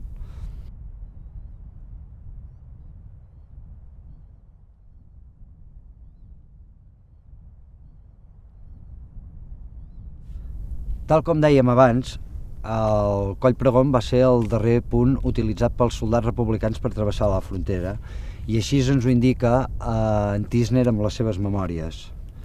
Els comunicats, les informacions divulgades per Franco afirmen taxativament que el dia 10 de febrer de 1939 Catalunya havia quedat definitivament ocupada. Això no és veritat i puc provar la meva asseveració amb la premsa coetània dels Pirineus Orientals. Els diaris del dia 12 de febrer anuncien que al Coll Pregón hi ha a punt de passar a França el grup dels darrers combatents republicans que s'han oposat amb les armes als militars pràcticament victoriosos. I en les notes de darrera hora del dia 14 comuniquen que han travessat la frontera pel Coll Pregón els 247 homes de la 60 Divisió, la darrera que surt de Catalunya. Havíem arribat a la cresta pirenaica a 3:15 de la tarda. La banda de la serralada que dona al sud, tot el dia sota el sol, tenia el terra ben sec, amb la neu totalment fosa. 247 homes, resta de 50 companyies o 12 batallons o 3 brigades mixtes o una divisió d'infanteria de xoc, que vam entrar en terra oficialment francesa per l'aiguavés pirinenc de la cara al nord on mai no toca el sol, cobert de neu gelada. A les 5 de la matinada del dia 14 de febrer de 1939, els gendarmes que ens esperaven ja ens havien desarmat i fet formar a la carretera de la Presta. Així doncs, Tisner ens confirma que no és el dia 13 de febrer de 1939 el darrer dia de la Guerra Civil a Catalunya, sinó que no és fins al dia 14 de febrer de 1939 que travessa l'últim soldat republicà per la frontera del Coll Pregón. El dia 15 de febrer els nacionals van entrar de forma simbòlica a Setcases, on no van trobar cap resistència. Ens trobem al Centre Cultural de Cal Marquès de Camprodon, on actualment s'estan portant a terme l'exposició del material abandonat pels soldats republicans en el seu èxode cap a França.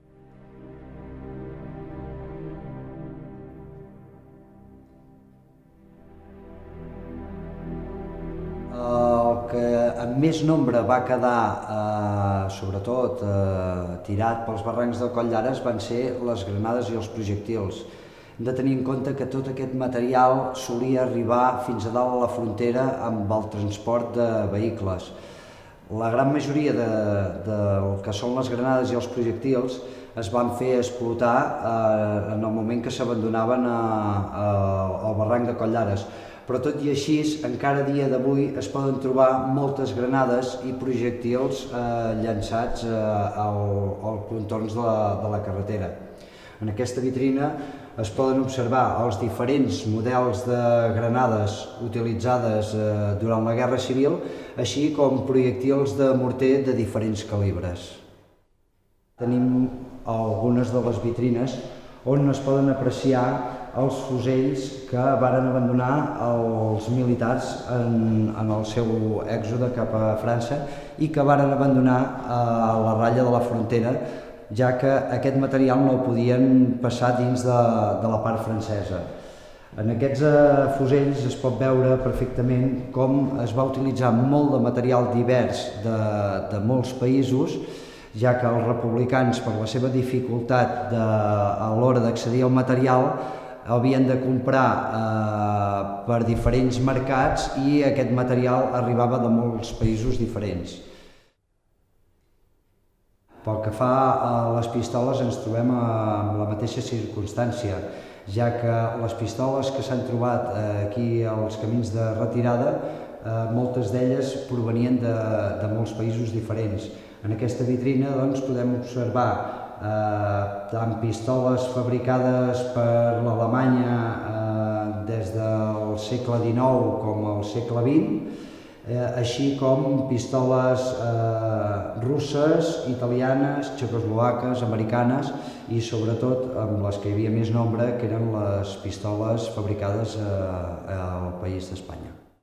Degut a la dificultat de la compra de material per part de la República, la Generalitat de Catalunya decideix crear una comissió d'indústria de guerra i a partir d'aquí començar a fabricar diferent material de guerra per nodrir els soldats d'aquestes armes al front. En aquesta darrera vitrina el que s'observa són les armes que s'han trobat pels camins que porten a l'exili d'aquestes armes fabricades per les indústries de guerra de Catalunya.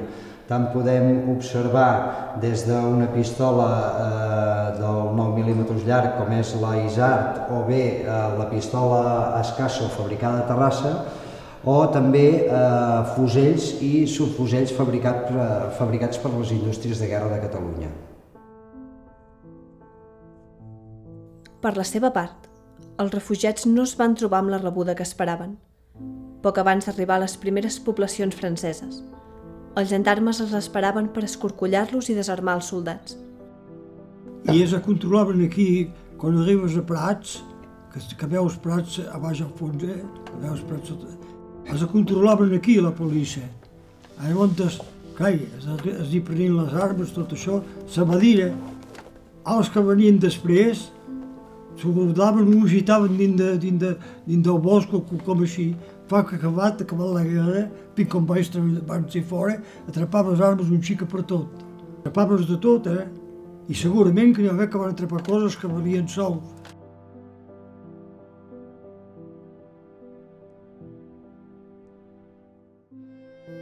La petita població de Prats de Molló, la primera que es troba a Passat Coll-Llares, es va veure sobrepassada per la gran quantitat de refugiats, uns 100.000, que arribaven d'Espanya. Molts d'ells necessitats d'atenció mèdica. Van arribar a Prats de Molló, a la frontera amb França, el dia 13 de gener. I pel que sembla, quan van arribar no hi havia molta gent a la frontera encara. I la Creu Roja els va atendre i ja de seguida se'ls van emportar amb tren cap a la Normandia. Ella, el seu germà, la seva mare i el tiet Joan per un cantó i el seu pare per un altre. El seu pare se'n va anar a la frontera amb Alemanya. Va arribar del 8 al 12 de febrer 42.000 homes de l'armada republicana, que van arribar dins d'un ordre perfet, van desfilar aquí dins del vilatge per se rendre de primera. I llavors es van posar en 3 camps. El 24 o 25 de febrer va baixar força neu en aquell moment.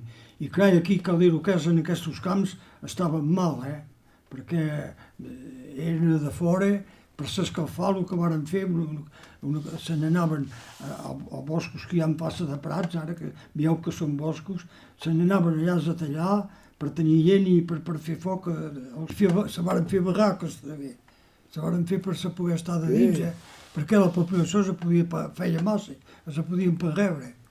Ja ho sabien que tindrien de passar la frontera, tots prenien precaucions, tenien cobertes i anaven vestits. Sí, s'havien fet seguir, això té raó. Tenien sempre una coberta així enrotllada i posada aquí d'allò, i com això estacada aquí, tots. L'arcalde que vosaltres tingué de posar els uns aquí, els altres aquí, o casa allà, i que van anar a atrapar els de la FAI, van anar a atrapar i va dir, ja coneixo les vostres idees, ja sé, a vosaltres us posaré l'Iglesi. I si va dir, vos demani de respectar. I però van respectar, que dir el que és, quan se'n van anar, que la retirada era acabada, ho havien deixat tot net, ho havien respectat. Les dones amb la mainada miraven dels a posar sempre...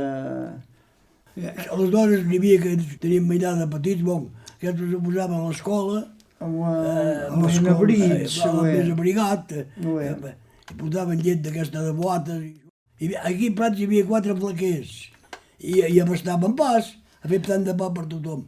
Pujaven camions de pa de cap avall. Un que havien manat molt de cavalls i burros, menjaven poltro. Es mataven, hi havia un matadero aquí, i mataven això i menjaven porta de carn d'això. De cops entre ells hi havia històries, perquè dins de quan és tants que ho mare 50 o 60.000, sempre n'hi ha que aquest en volen aquest en volen l'altre. Jo sabia i tenia un cosí, en Jacques Fort, tenia amb el seu pare, que em van rebre 2 de refugiats que anaven a dormir allà perquè tenien por de dormir amb el camp de refugiats perquè van dir que se passava coses. Hasta van parlar que hi havia de morts i van dir M'ho fieu-vos quan sentiu a la nit a cantar i que us dieu que són alegres, diu no, ho fan per cobrir, que si convé en baixen un. Hi havia un canal, un rec, diguem, d'aigua, i a dalt feien foc, feien bullir aigua, dins d'una grossa parola que en diem, i agafaven un home el van agafar i el plonjaven dins de l'aigua calenta i acabat dins del rec, de l'aigua freda, fins que es va morir, fotíem brams de Déu, sentia que memes, cantaven, però distengava la veu fins que es va morir. No van pas poder fer res, El 14 de març, el ministre de l'Interior francès anunciava que havien arribat uns 500.000 refugiats. D'aquests, 170.000 eren dones, nens i ancians. 10.000 eren ferits i 270.000 eren milicians. Els 50.000 restants els considerava un residu malsà i uns indesitjables.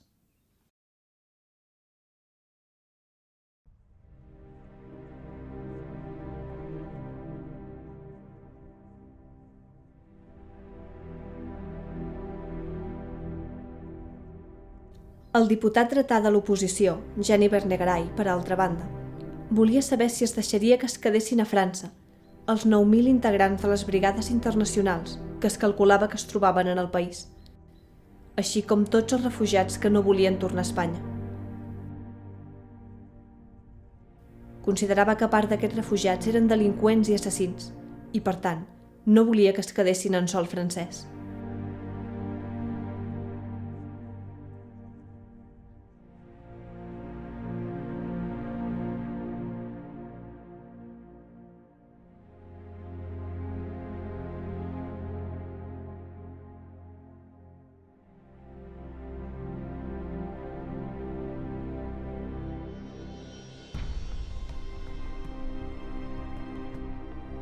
La història de la família Gràcia és una de les moltes històries tràgiques que van passar per aquí, per la frontera del Coll d'Ares. Baixant del Coll d'Ares fins a Prats de Molló s'arriba en el punt on a dia d'avui s'anomena el Cortal de l'Amadeo. En aquest punt va ser on la família Gràcia varen arribar després de fer el pas de frontera des del Coll d'Ares, i a l'arribar a aquest sector els hi van dir que a baix a la població separaven els homes de les dones i dels fills. Va ser llavors quan Mariano Gracia, el pare d'Amadeo Gracia, va decidir d'establir-se o quedar-se a resguard a dins d'aquest cortal, ja que no estava decidit, després de fer tants quilòmetres, que separessin el pare dels seus fills. Aquesta notícia que va arribar a la gent de Prats de Molló i els va deixar molt colpits va fer que una de les persones decidís emprendre, diguéssim, alguna mesura per solucionar aquest problema. Aleshores, Tomàs Coll, que va dirigir-se fins aquí al Cortal de l'Amadeo, va parlar amb el senyor Mariano Gracia i li va dir que mirarien de solucionar aquest problema parlant amb les autoritats de Prats de Molló. A partir d'aquí, la família Gràcia, juntament amb Tomàs Coll, agafen els darrers quilòmetres que hi ha fins a arribar a la població de Prats, i és fins a pocs metres abans d'entrar a la població on és agafada la imatge d'aquesta família, juntament amb en Tomàs Coll, arribant a Prats de Molló. En aquesta imatge es veu perfectament el senyor Mariano Gracia agafat de la mà de la seva filla, a qui li falta una cama, i a darrere seu podem apreciar la fotografia que també hi ha Tomàs Coll agafat d'Amadeo Gracia. Tant Tomàs Coll com Amadeo Gracia, tots dos també porten crosses, ja que tots dos havien perdut una de les cames. En el cas d'Amadeo Gracia, la perd el mateix dia que la seva germana en el bombardeig que hi va haver dels nacionals al sector de Monzón, a l'Aragó, i en el qual el mateix bombardeig mata la mare dels tres germans. I en aquesta mateixa fotografia doncs, surt també el Tomàs Coll, qui ha perdut la cama, però ell la va perdre a la Primera Guerra Mundial lluitant amb les tropes franceses. I ja finalment a la part posterior de la fotografia podem apreciar l'Antonio Gracia, que és el germà gran, que és el que acompanya tota la família en direcció de l'entrada de Prats de Molló.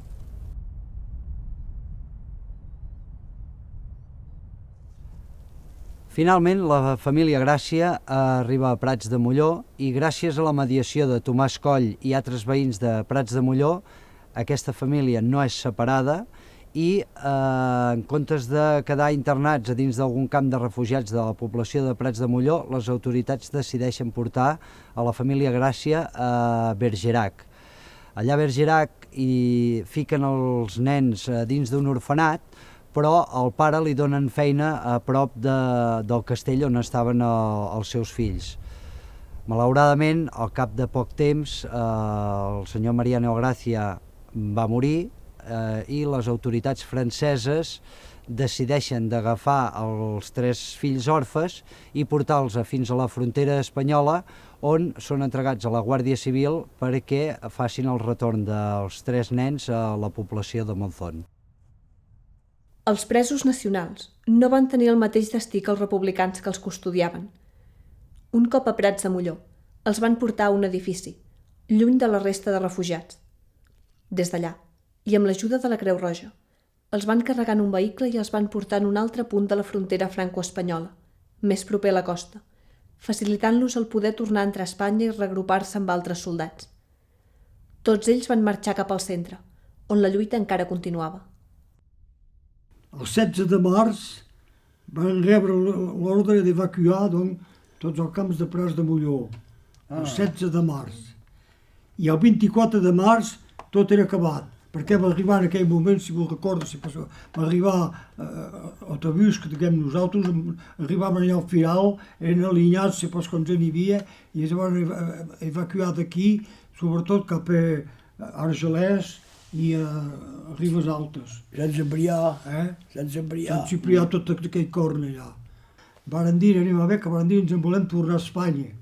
Mentre encara d'aquí em van fotre cap a França en dintre. Sí. Aquí llavors, ja que van mai més van veure les dones, Van arribar a França, el pare se'n va anar cap a la frontera amb Alemanya i fins que no va tornar molts anys després no se'n sap res del pare. Va tornar a tenir notícies seves perquè va tornar amb la família, es va reunir amb la família un cop es va acabar la Segona Guerra Mundial. Vam caminar fins a arribar al camp de detenció de Gurs. Vam caminar. Vam dormir caminant. Vam caminar dormint. Els camps principals van ser el de Gurs, el de Sant Ciprien, el d'Argelès-sur-Mer, el de l'Ibercarès, el de Ribes Altes i el de Vernet d'Arieix. Aquest últim va ser conegut com el camp dels catalans. Més tard seria utilitzat pels nazis. 500.000 de refugiats van passar per aquests camps. No tots en sortiren. A més, quan van arribar cap a la Marta, se van triar els homes d'un banc I les dones d'un altre. Perquè aquí, el que tenia diners, podia anar al poble i s'acrompar xocolata, podien sortir. Sí, n'hi havia. En el llibre Los Rojos de Ultramar, de Jordi Soler, l'avi de l'autor recorda l'arribada d'una columna de ferits al camp d'Argelès. Al migdia, en el moment estel·lar d'una tempesta de neu que complicava les excavacions de la fossa comuna, una columna de combatents agonitzants va entrar en el camp. La columna de combatents ferits o malalts venia des de l'hospital de Camprodon, fugint de l'horror de la repressió franquista. Havien creuat la frontera buscant un altre hospital on resguardar-se, però els guardians francesos no havien fet altra cosa que portar-los a aquell camp de refugiats, on no existien els llits, ni els medicaments, ni l'atenció mèdica que se'ls havia promès. Podria ser que alguns d'aquests ferits i malalts fossin dels que havien creuat la frontera per Coll d'Ara resguardant-se a l'ermita de Santa Margarida, o fins i tot que fossin del grup que havia anat reculant des de Montserrat, juntament amb Artur Blader de Zumbila. A finals de febrer de 1939, quan encara no s'havia acabat la guerra, França i Anglaterra van reconèixer el govern franquista. El 25 de febrer s'havien signat a Burgos els acords Berard-Jordana entre el govern francès i el govern de Franco. Franco va garantir la immunitat a tots aquells que no tinguessin delitos de sangre. Molts dels exiliats, davant les precàries condicions en les que es trobaven a França, van decidir tornar. No tots obtindrien la immunitat promesa. El 31 de març els nacionals van ocupar Cartagena, l'última ciutat que encara estava en mans dels republicans. La matinada del dia 1 d'abril va caure l'última resistència republicana, el port d'Alacant. El mateix 1 d'abril Franco va proclamar la victòria nacional. Ja vindrà el vostre torn. El vostre torn se'n va arribar ara. Ja ho deien. No sé com... Ja havien previst la guerra de 40, doncs. En esclatar la Segona Guerra Mundial, molts dels refugiats continuaven en els camps francesos. Les opcions per sortir-ne eren o bé tornar a Espanya, o tenir feina a França, o unir-se a la Legió Estrangera francesa. Hi ha cases de pagès, sovint hem acabat, demanaven si volien un que volia treballar, el recollien en aquesta casa de pagès. Després va arribar la guerra, d'aquells que eren cap al camp d'Argelers, van demanar voluntaris per tornar a venir aquí i d'altres pobles, a tornar a arreglar, a treballar, i n'hi va haver que llavors se van casar amb noies d'aquí. Entre els que van decidir unir-se a la Legió, molts van desertar per unir-se a la resistència francesa. Republicans i anarquistes espanyols van ser dels primers en entrar a París el 1944 alliberant la ciutat. Les primeres tanquetes de les tropes del general Leclerc que van entrar a la ciutat portaven escrits noms de ciutats espanyoles i de batalles de la Guerra Civil. Un dels republicans que van entrar a París amb la 9a companyia va ser Luis Royo. La seva tanqueta portava escrit el nom Madrid. Durant la retirada havia creuat a França pel pas de Coll d'Ares. Tan sols tenia 18 anys. Nombrosos refugiats provinents d'Espanya van caure en mans dels alemanys durant la guerra. En la fotografia feta el dia de l'alliberament del camp de Mauthausen es veu una enorme pancarta on es llegeix: Los españoles antifascistas saludan a las fuerzas liberadoras. A Mauthausen es calcula que hi van estar detinguts 7.300 dels 9.327 espanyols, dels que es té constància que estiguessin en camps de concentració alemanys. Una de les moltes persones que havia combatut a la Guerra Civil i que no va sobreviure a la Segona Guerra Mundial va ser el brigadista portuguès Ignacio Anta. Després del camp d'Argelers-sur-Mer va ser conduït al camp de Gurs. A l'inici de la guerra es va unir a la resistència francesa, però tant ell com la seva dona van ser fets presoners. Ell va ser conduït al camp de Sachsenhausen, a tan sols 35 quilòmetres de Berlín, i la seva dona al de Ravensbrück. Anta va morir en una càmera de gas 2 mesos abans que el camp fos alliberat. Jaime Cortesao va tornar a Portugal, on va ser detingut pels seus intents de derrocar el govern de Salazar. Va aconseguir deixar el país i es va exiliar a Brasil. Alguns refugiats espanyols van tornar anys més tard a Espanya. Molts, però, van continuar exiliats a França, Mèxic, diversos països de Sud-amèrica o la URSS. Quan la Maria era gran, ara farà uns 10 anys, estava vivint a la Provença i vol tornar cap a Catalunya. El seu germà va decidir anar-se'n cap a Buenos Aires i allà va acabar formant la seva família amb l'Helena i han tingut 2 fills, la Marina i l'Àlex. Tampoc tots els brigadistes internacionals van poder tornar als seus països d'origen. Alguns perquè n'havien marxat clandestinament, altres perquè procedien d'Alemanya, en aquells moments sota el règim nazi, o de la Itàlia de Mussolini. Altres van aconseguir la repatriació després de nombrosos obstacles, i un cop en els seus països, no sempre ho van tenir fàcil. Un exemple és el cas dels brigadistes nord-americans, els quals van fundar l'associació VALP. Aquesta va ser inclosa a la llista d'organitzacions subversives, ja que es va considerar que era una organització comunista. Això va ocasionar nombrosos problemes als seus membres durant el macartisme. Alba Bessi, voluntari de la brigada Abraham Lincoln que havia estat esperant la repatriació a Ripoll, va ser inclòs en el grup conegut com els 10 de Hollywood. Ell era guionista, periodista i novel·lista. El 1945 havia estat nominat a un premi de l'Acadèmia Cinematogràfica. 2 anys més tard, va ser convocat per la Comissió d'Activitats Antiamericanes i empresonat per negar-se a declarar. Miguel Forneguera, el mestre que s'havia ocupat del centre Alba de Ter, va poder tornar a Colòmbia amb la seva família. Abans, però, d'aconseguir reunir-se amb els seus 2 fills i embarcar, van haver de desplaçar-se pel sud de França, fugint de l'amenaça de ser conduïts a un camp de concentració o portats a Mèxic. Durant part del temps que va passar a França, Forneguera es va ocupar de la colònia Les Xarmilles, on hi havia nens refugiats espanyols. Els dibuixos que aquests van donar com a record a Forneguera mostren com la guerra i l'exili havia marcat les seves vides. Soldats, explosions, refugiats, vaixells que parteixen. Alguns, però, encara recordaven o tenien l'esperança de trobar una vida tranquil·la.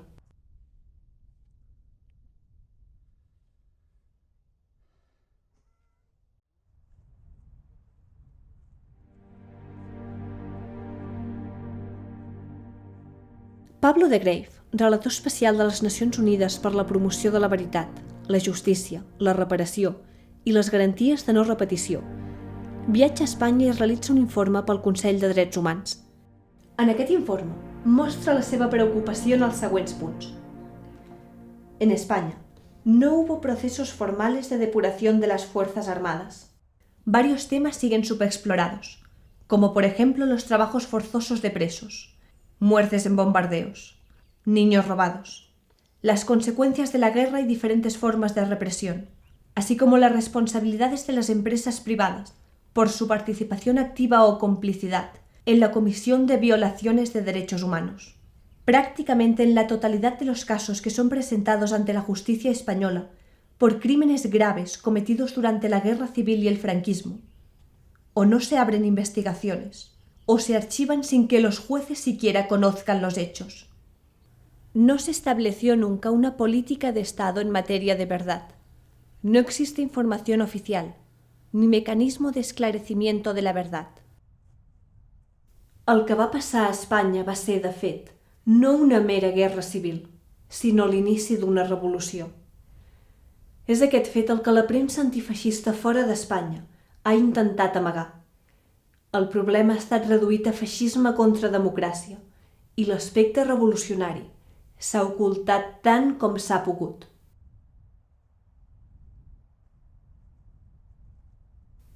Es va voler passar pàgina.